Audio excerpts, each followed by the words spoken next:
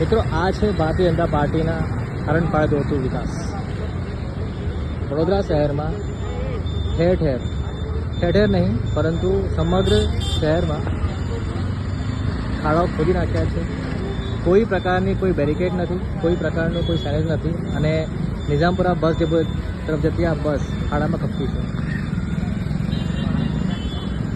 આ બસ ખબકતા 60 થી 70 મુસાફરોને અસુવિધા થઈ. એમના માટે બીજી બસ અરેન્જ કરવામાં આવશે અને ગવર્મેન્ટના એસએચનું પ્રેશર કરવામાં આવશે.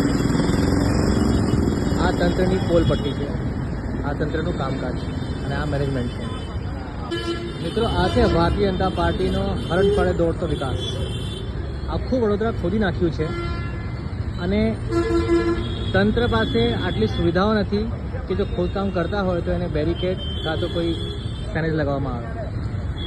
આ બસ નિઝામપુરા બસ ડેપો પાસે ટર્ન લેતા બીએમસીના ખોદેલા ખાડામાં ખપકી ગઈ અને આશરે 50 થી 60 જેટલા મુસાફરોને અસુવિધા થઈ. એ પોતાના ગંતવ્ય સુધી નથી પહોંચી શકતા અને એમના માટે હવે બીજું કોઈ વ્યવસ્થા કરવા માટે એક વધારે બસ